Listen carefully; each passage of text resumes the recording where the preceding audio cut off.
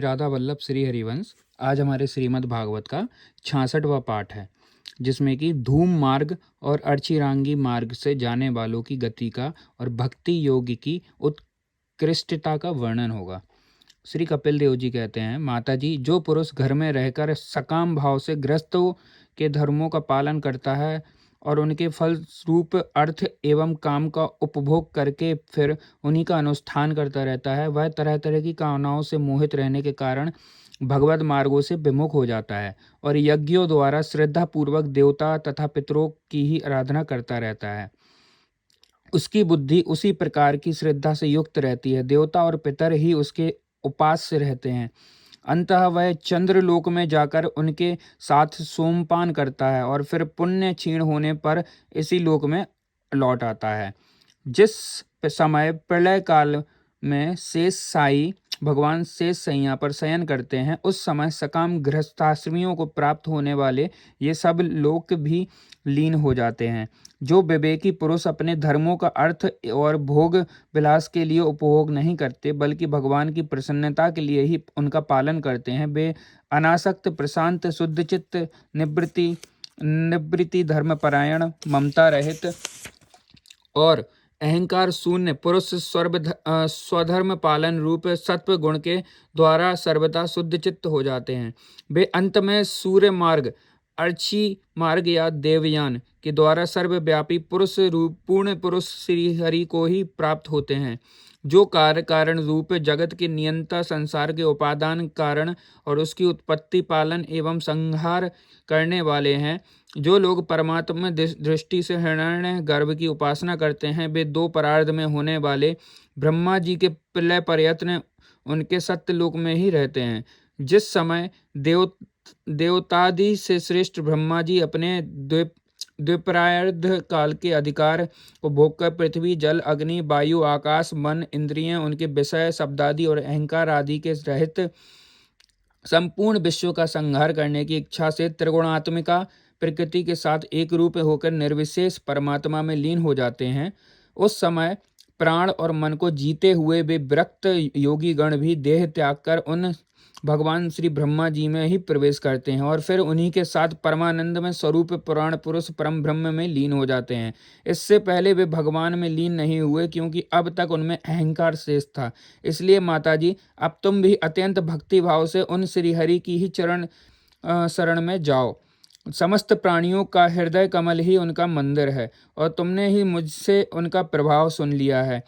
वेद गर्भ ब्रह्मा जी भी, जो समस्त स्थावर जंगम प्राणियों के आदि कारण हैं, मरीचि आदि ऋषियों, योगेश्वरों, सनकादियों तथा योग प्रवर्तक सिद्धों के सहित निष्काम कर्म के द्वारा आदि पुरुष श्रेष्ठ सगुण ब्रह्म को प्राप्त होकर भी भेद दृष्टि और कर्तव्य अभिमान के कारण भगवत इच्छा से जब सर्ग काल उपस्थित होता है, तब काल रूप ईश्वर की प्रेरणा से गुणों में शोभ होने पर फिर पूर्ववत प्रकट हो जाते हैं। इसी प्रकार पूर्वोक्त ऋषिगण भी अपने अपने कर्मानुसार ब्रह्मलोक के ऐश्वर्य को भोगकर भगवत इच्छा से गुणों में शोभ होने पर पुनः इस लोक में आ जाते हैं। जिनका चित्त इस लोक में आसक्त है और जो लोग कर्मों में श्रद्धा रखते हैं, वे वेद में कहे हुए काम्य और नित्य कर्मों का सांगोपांग अनुष्ठान करने में ही लगे रहते हैं। उनकी बुद्धि रजोगुण की अधिकता के कारण कुंठित रहती है, हृदय में कामनाओं का जाल फैला रहता है और इंद्रियां उनके बस में नहीं होती। बस अपने घरों में ही आसक्त होकर वे नित्य प्रति पितरों की पूजा करने लगते हैं।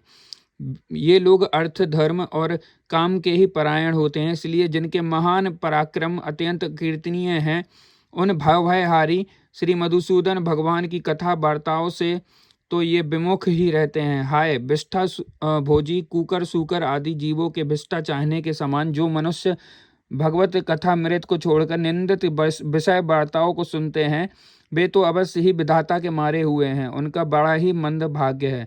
गर्भाधान से लेकर अंत्येष्टिक तब सब संस्कारों को विधि पूर्वक करने वाले ये सकाम कर्मी सूर्य से दक्षिण ओर के पितृयान या धूम मार्ग से पितृश्वर अर्यमा के लोक में जाते हैं, फिर अपनी ही संतति के बस में उत्पन्न होते हैं।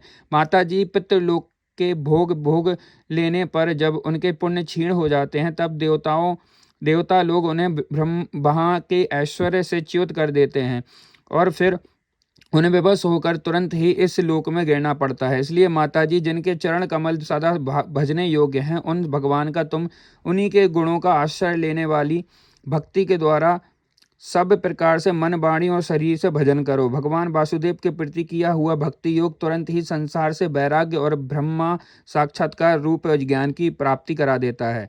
वस्तुतः सभी विषय भगवत रूप होने के कारण समान है। अंततः जब इंद्रियों की वृत्तियों के द्वारा ही भगवत भक्त का चित्त उनमें प्रिय अप्रिय रूप विषमता का अनुभव नहीं करता, सर्वत्र भगवान का ही दर्शन करता है, उसी समय वह संग रहित सभी समान रूप से स्थित, त्याग और ग्रहण करने योग्य, दोष और गुणों से रहित, अपनी महिमा में आरूढ़ अपने आत्मा का ब्रह्म रूप साक्षात्कार करता है। वही ज्ञान स्वरूप है, वही परम ब्रह्म है, वही परमात्मा है, वही ईश्वर है, वही पुरुष है, वही एक भगवान स्वयं जीव, शरीर, विषय, इंद्रियों आदि अनेक रूपों में प्रतीत होता है। संपूर्ण संसार में आसक्ति का अभाव हो जाना बस यही योगियों के सब प्रकार के योग साधना एकमात्र अभीष्ट फल है। ब्रह्म एक है, ज्ञान स्वरूप और निर्गुण है, तो भी वह बाह्य वृत्तियों की वाली इंद्रियों के द्वारा भ्रांति बस शब्दादि धर्मों वाले विभिन्न पदार्थों के रूप में भास रहा है। जिस प्रकार एक ही परम ब्रह्म तत्व वैकारिक, राजस और तामस, तीन प्रकार का अहंकार, पंच महाभूत और 11 इंद्रियों रूप बन गया, फिर वही स्वयं प्रकाश इनके संयोग से जीव कहलाया। उसी प्रकार उस जीव का शरीर रूप या ब्रह्मांड भी वस्तुतः ब्रह्म ही है, क्योंकि ब्रह्म से ही इसकी उत्पत्ति हुई है। किंतु इसे ब्रह्म रूप वही देख सकता है जो श्रद्धा, भक्ति और वैराग्य तथा निरंतर के योगाभ्यास के द्वारा एकाग्र चित्त और आसंग बुद्धि हो गया हो। पूजनीय माताजी, मैंने तुम्हें यह ब्रह्म साक्षात्कार का साधन रूप ज्ञान सुनाया। इसके द्वारा प्रकृति और पुरुष के यथार्थ स्वरूप का बोध हो जाता है। देवी, निर्गुण ब्रह्म विषयक ज्ञान योग और मेरे प्रति किया हुआ भक्ति योग, इन दोनों का फल एक ही है, उसे ही भगवान कहते हैं। जिस प्रकार रूप, रस, गंध आदि अनेक गुणों का आश्रयभूत एक ही पदार्थ है, भिन्न भिन्न इंद्रियों के द्वारा विभिन्न रूप से अनुभूति होता है, वैसे ही शास्त्र के विभिन्न मार्गों द्वारा एक ही भगवान की अनेक प्रकार से अनुभूति होती है। नाना प्रकार के कर्म कलाप, यज्ञ, दान, तप, वेदाध्ययन, वेद विचार, मीमांसा, मन और इंद्रियों के संयम, कर्मों के त्याग, विविध अंगों वाले योग, भक्ति योग, निवृत्ति और प्रवृत्ति रूप सकाम और निष्काम दोनों प्रकार के धर्म, आत्म तत्व के ज्ञान और दृढ़ वैराग्य, इन सभी साधनों से सगुण निर्गुण रूप स्वयं प्रकाश भगवान को ही प्राप्त हो जाता है। माताजी, सात्विक, राजस, तामस और निर्गुण भेद से 4 प्रकार के भक्ति योग, और जो प्राणियों के जन्मादि विकारों का हेतु है तथा जिसकी गति जानी नहीं जाती, उस काल का स्वरूप मैं तुमसे कह ही चुका हूँ। देवी, अविद्या जनित कर्म के कारण जीव ही अनेकों गतियाँ होती हैं, उनमें जाने पर वह अपने स्वरूप को नहीं पहचान सकता। मैंने तुम्हें जो ज्ञानोपदेश दिया है उसे दुष्ट,